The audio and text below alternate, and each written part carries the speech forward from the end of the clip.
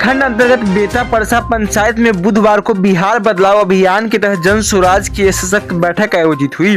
कार्यक्रम की अध्यक्षता मोहम्मद मुनीफ ने की, जबकि संचालन बेनीपट्टी अनुमंडल अध्यक्ष हरिराम ठाकुर ने किया।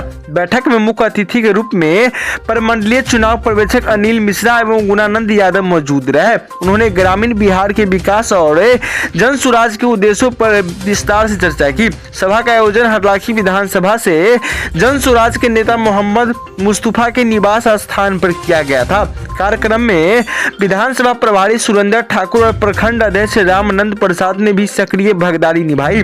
बैठक के दौरान वक्ताओं ने एक सुर में कहा कि अब समय आ गया है कि वोट जाति और धर्म के नाम पर नहीं, बच्चों की शिक्षा और युवाओं के रोजगार के नाम पर दिया जाए। उन्होंने कहा कि बिहार जिन चुनौतियों से जूझ रहा है, बेरोजगारी, पलायन और शिक्षा की बदहाली, उनका समाधान केवल सरकार बदलने से नहीं, सोच बदलने से संभव है। वक्ताओं ने जोर देकर कहा कि वोट बदलाव नहीं, सोच बदलाव चाहिए। यही जन स्वराज की असली मकसद है। अब हमें यही देखना होगा कि हमारे बच्चों को बेहतर स्कूल, गुणवत्ता शिक्षा और नौकरी के अवसर कौन दिला सकते हैं। बैठक में बड़ी संख्या में स्थानीय ग्रामीण, महिलाएं, युवा एवं बुजुर्ग उपस्थित रहे। दिल से मैं शुक्रिया सलाम अदा पेश करता हूँ।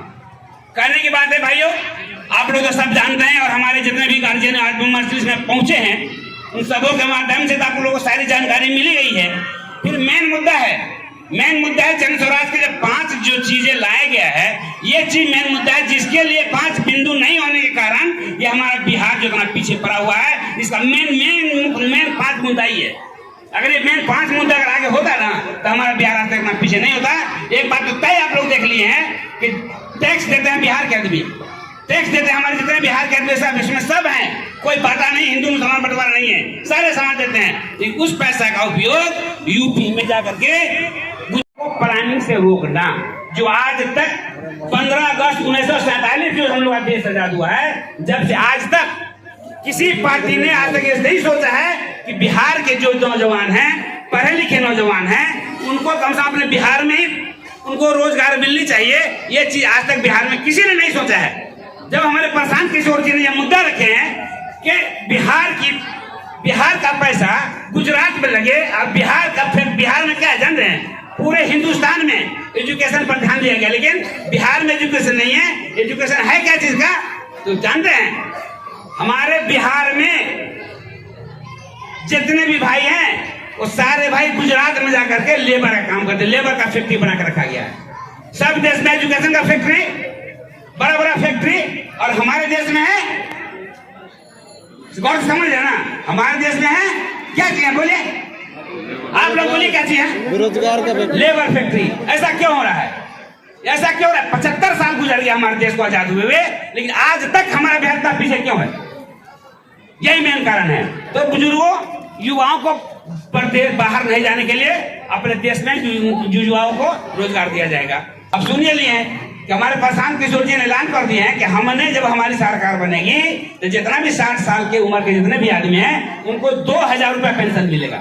ये हवा जब नीतीश जी को लगा है कि उन लोग प्रशांत किशोर 2000 रुपया दे रहे हैं तो हमारा क्या हाल होगा, तो उन्होंने डर से आकर के 1100 रुपया पेंशन दिए हैं। लेकिन फिर भी प्रशांत किशोर जी ने बोले हैं कि अगर देना है तो 2000 दो, नहीं तो बंद कर दो, हम आके देख लेंगे। प्रशांत किशोर जी ने फिर भी जवाब दिए हैं कि अगर देना है तो 2000 दो, नहीं तो अपना वापस ले लो, 400 रुपए दो, हम आके समझ लेंगे। इतनी बड़ी चैलेंज कर रहे हैं प्रशांत किशोर जी हम लोग समाज बुजुर्गों के लिए, इससे बढ़कर क्या किया जाए। खास करके तीसरी बात जो है गौर सुनिएगा, और बुजुर्गों के लिए नहीं, खासकर नवयुवक के लिए, महिलाओं के लिए और नवयुवक, कुछ नवयुवकों के लिए जिन्होंने पढ़ लिख करके विदेश जाके खट रहे हैं, अपने देश में बैठे हुए हैं, उनको कोई रास्ता नहीं मिल रहा है। उनको रास्ता दिखलाने के लिए प्रशांत किशोर जी ने ऐलान कर दिए हैं कि जिनको जितना पैसा लेना होगा हम देंगे, 2 लाख, 4 लाख, 5 लाख, 10 लाख देंगे। शर्त यह है कि उस तरह का वो फैक्ट्री बैठा सके, किस तरह का काम करना चाहते हैं वो आवेदन प्रस्ताव रखिए, उस आवेदन के आधार पर आपको ये उतना कैश पैसा आपको लोन दिया जाएगा। उसका गारंटर प्रशांत किशोर जी खुद होगी, और 1 साल में सिर्फ 1 लाख का 1 साल में 4000 रुपया लगेगा। 1 साल में 1 लाख का सिर्फ 4000 रुपया देना होगा, और खुशी से आप लोग लोन लीजिए और अपना काम कीजिए। माता बहनों जो है वो कोई काम अगर नहीं कर पाते हैं तो कम से कम इतना तो कर सकते हैं ना कि आप 1 लाख रुपया ले लीजिए, मान लीजिए उससे 4 को गाय खरीद लीजिए, चार चौगाय खरीद कर बच्चा को खरीदिए, 1 साल में बेचिएगा तो कम से कम 1 लाख 2 लाख तो होना ही है। तो 2 लाख रुपया हो गया, 4,000 रुपये। तो किसी अच्छे प्राइवेट विद्यालय में बच्चों को पढ़ा लेते हैं, लेकिन उनको भी पलायन के लिए मजबूर होना पड़ता है कि जब उन्हें ऊंची शिक्षा की जरूरत पड़ती है तो वो दूसरे राज्यों में पलायन करते हैं। साथियों, आपको पता है ये वो बिहार है जिस बिहार में बाहर के लोग ऐसे शिक्षा प्राप्त करने आते थे। आज ये वही बिहार है जहां आप उच्च शिक्षा प्राप्त करने के लिए दूसरे राज्यों में पलायन करते हैं।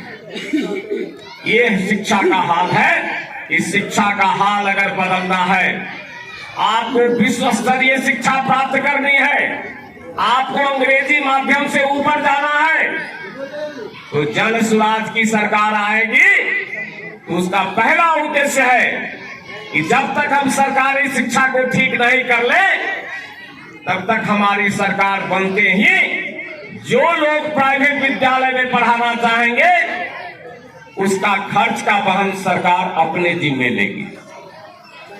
ये शिक्षा की बात मैं कह रहा हूं, रोजगार की बात मैं कह रहा हूं। जन स्वराज रोजगार की बात करता है, जन स्वराज आपके जीवन शैली को अच्छे बनाने की बात करता है।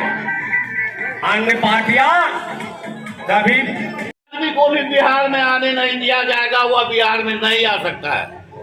इस चीज को देख करके प्रशांत किशोर जी का परिचय मैं आपको दे देता हूं कि उन्होंने अपने जीवन काल में 12 मुख्यमंत्री बनाया है, 12 स्टेट में।